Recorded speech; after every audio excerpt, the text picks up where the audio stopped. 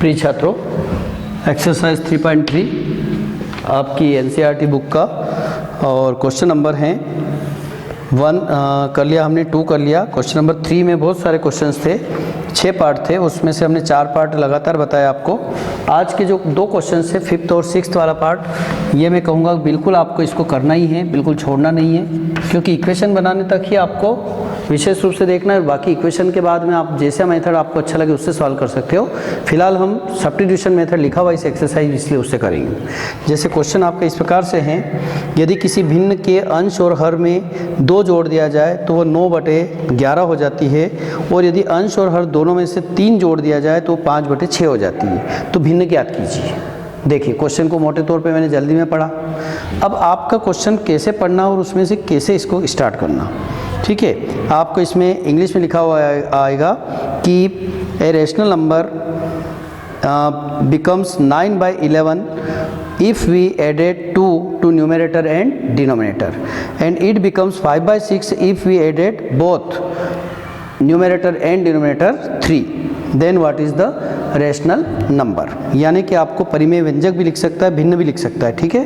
तो भिन्न या जो आपका रेशनल नंबर आता है उसका ऊपर का पार्ट आपका अंश कहलाता है और नीचे का पार्ट हर कहलाता है। जैसे हर क्वेश्चन में मैंने आपको कहा कि पूरा चैप्टर ही आपका 2 वेरिएबल्स का है, तो 2 वेरिएबल्स तो आपको एज्यूम करके चलना ही है, मान करके चलना ही है। तो माना कि भिन्न का जो अंश है वो x है और जो भिन्न का हर है वो क्या है, y है। यहाँ से स्टार्ट करना है कि लेट द न्यूमरेटर भी x एंड डिनोमिनेटर भी y। माना कि अंश जो वो x है, भिन्न का अंश क्या है, x है, और हर जो है वो क्या है, y। ऐसी स्थिति में भिन्न भी बोलते हैं इसको और परिमेय व्यंजक भी बहुत बार आता है हिंदी में। तो भिन्न बन गया आपका x/y। लेट द न्यूमरेटर भी x एंड डिनोमिनेटर भी y, then the rational number becomes x/y। अब यहाँ पर बड़ा अच्छा लगेगा ये क्वेश्चन। देखिए आप बोलते बोलते क्वेश्चन हो जाएगा आपका। प्रथम शर्त से पहले x/y लिख लें आप, उसके बाद में ये बना के रख लें, उसके बाद धीरे धीरे अगर क्वेश्चन को पढ़ते तो आपकी कंडीशन सामने आ जाएगी। अगर पूरा क्वेश्चन एट ए टाइम पढ़ेंगे तो निश्चित रूप से आपको बहुत कठिनाई होगी। अब जैसे जैसे उसने कहा वैसा वैसा आप पढ़ते जाइए और कंडीशन को अप्लाई कर दें। इसमें लिखा है किसी भिन्न के अंश और हर दोनों में 2 जोड़ दिया जाए। क्या बोल रहा है, if we added 2 to both numerator and denominator then it becomes 9/11, यानी कि 9/11 हो जाती। तो हो जाएगी मतलब 9/11 हो गई। कब? जब आपने अंश में और हर में 2 जोड़ा, ठीक है। जरूरी नहीं कि 2 जोड़ने का बोलेगा, किसी में से माइनस भी कर सकता है, किसी में प्लस भी कर सकता है, मल्टीप्लाई भी कर सकता है। तो क्या हुआ, अंश और हर दोनों में अगर जोड़ दिया जाए तो 2 जोड़ दिया जाए तो 9/11 हो जाता है। अब आप इसको क्रॉस मल्टीप्लाई करें, x वाले फैक्टर को पहले कर लें तो बेटर रहेगा। 11 का गुणा x किया 11x प्लस 22 बराबर 9 का गुणा y से किया 9y प्लस 18। इसलिए 9y को अगर इधर लेंगे तो 11x माइनस 9y बराबर 18 माइनस 22, यानी 11x माइनस 9y बराबर हो गया -4। ये देखिए पहली कंडीशन जब तक मैंने पढ़ी और उसके बाद उसको इक्वेशन बनाने के बाद ही सेकंड कंडीशन पढ़ूंगा। अब ये लेते हैं हम दूसरी शर्त बाय सेकंड कंडीशन।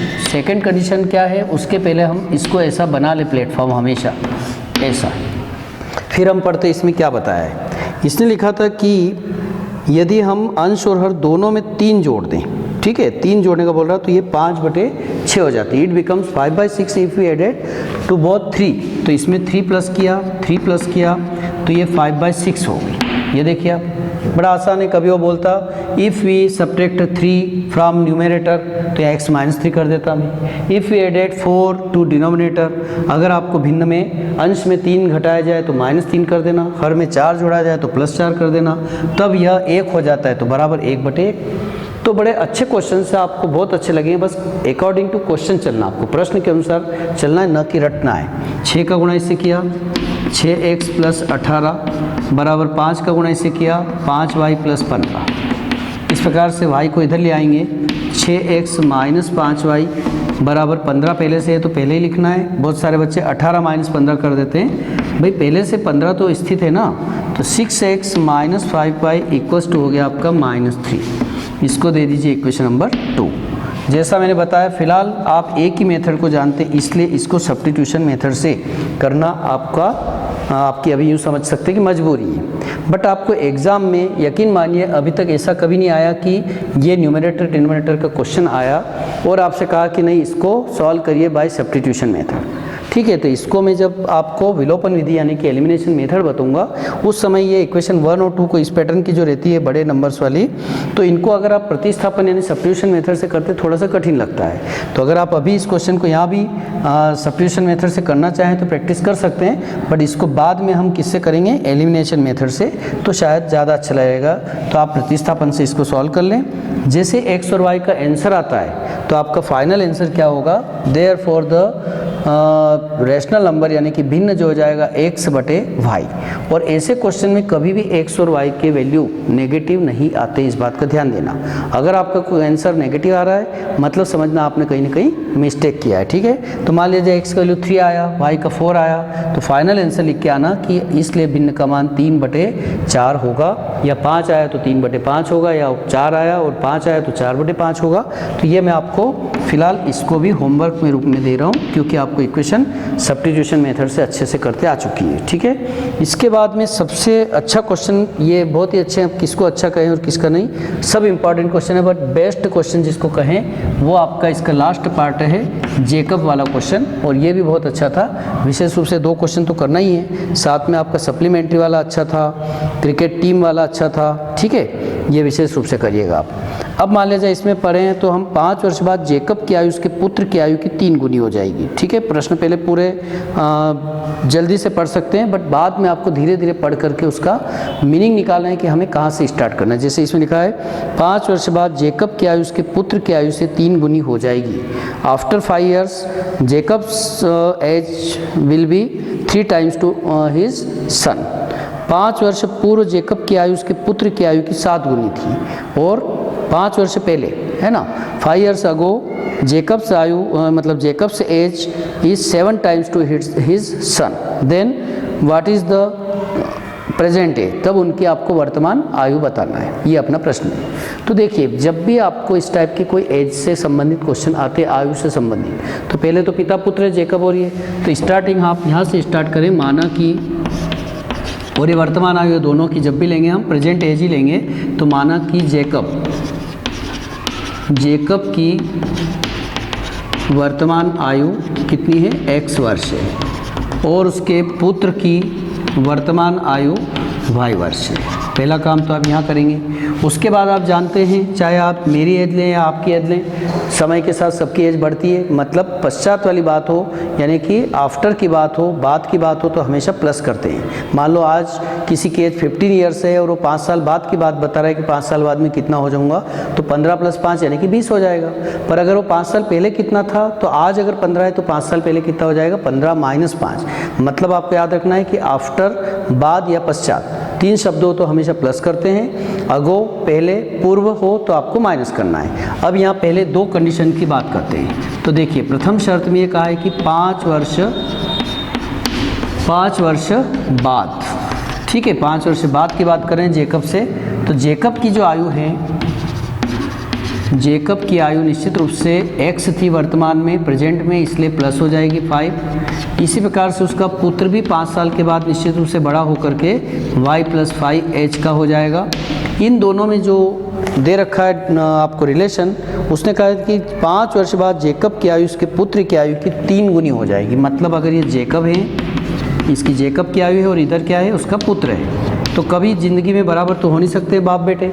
ठीक है, सन और फादर की एज कभी बराबर नहीं हो सकती। हाइट बराबर हो सकती है, बड़े भी हो जाते बहुत सारे बच्चे, बट एज कभी भी बच्चे की बड़ी नहीं होगी। तो इसने कहा जेकब की आयु पुत्र की आयु से 3 गुना हो जाए, तो ये तो ऑलरेडी 3 टाइम्स है, तो 3 का मल्टीप्लाई किधर करेंगे आप, 3। ठीक है, ये बात विशेष रूप से ध्यान देना। x + 5 = 3 का मल्टीप्लाई करेंगे 3y + 15। इस प्रकार से एक इक्वेशन आपके बन जाएगी जब एक कंडीशन का यूज़ करेंगे। यहाँ पर आपका y का फैक्टर इधर लाएंगे तो x - 3y = 15 - 5, यानी x - 3y = हो गया आपका 10। ये देखिए, बड़ा शानदार क्वेश्चन है, बहुत अच्छा है। ठीक है, अब ये तो मैंने आपको आफ्टर वाली बात बताई। अब उसने कहा 5 वर्ष पहले की बात भी कर लेते हैं। तो 5 वर्ष पहले की अगर बात कर रहा है, पूर्व की बात कर रहा है, जेकब की आयु उसके पुत्र की आयु की 7 गुना थी। ठीक है, तो एक कंडीशन तो ये बन गई आपकी। ओके, ये कर ही लेंगे आप।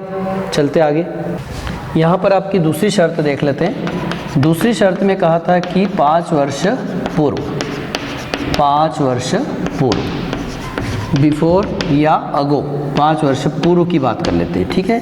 तो जेकब की जो आयु है वो निश्चित रूप से मैं पहले ही बता चुका हूँ कि हमेशा कम होगी। जो प्रेजेंट एज है x, उसमें से आपको माइनस करना होगा, तो ये पूर्व या अगो या पहले की आयु आ जाएगी। इसी प्रकार से पुत्र की बात करें तो पुत्र की आयु भी 5 साल पहले y - 5 होगी। फिर आपको हमेशा इनको इक्वल में रख देना है ऐसा, और उसके बाद कंडीशन में देखना है कि क्या रिलेशन बन रहा है, क्योंकि ये दोनों इक्वल तो कभी हो नहीं सकते दोनों की एज।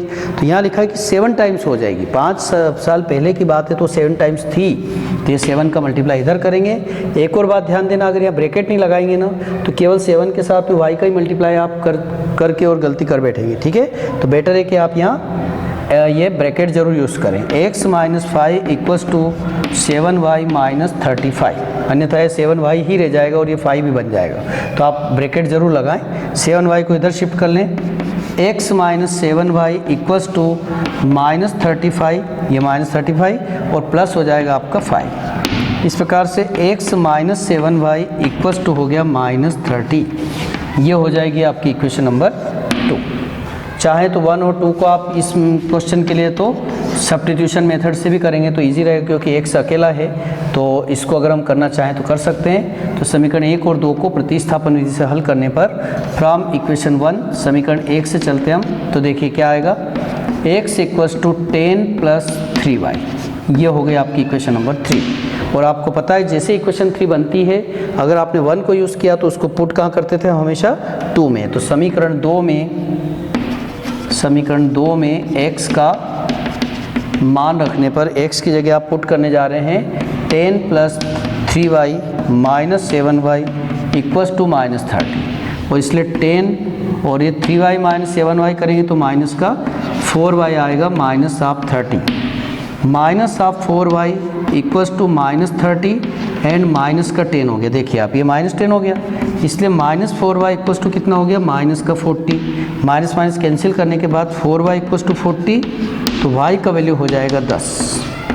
ये देखिए y का वैल्यू जैसे आप समीकरण 3 में रखेंगे यहाँ, तो आप देखेंगे, ये इतना सा सॉल्व यहाँ कर देता हूँ। तो समीकरण 3 में y का मान रखने पर x = हो जाएगा 10 + 3 × y की जगह 10 है, 10 किया 30 और 10 40। ये आपका कंप्लीट क्वेश्चन हो गया। अब इसको हम चेक करते हैं। फाइनली पहले तो आंसर बताइए, क्या माना था आपने? जेकब की आयु को x माना था, मतलब जेकब की जो आयु है वो कितनी हो चुकी है 40 वर्ष, और उसके पुत्र की आयु कितनी है 10 वर्ष। अब मैं इसको चेक करना चाहूँ तो कर सकता हूँ। 5 साल बाद जेकब कितना हो जाएगा आपका 45 साल का हो जाएगा, और पुत्र कितना हो जाएगा 5 साल बाद 15।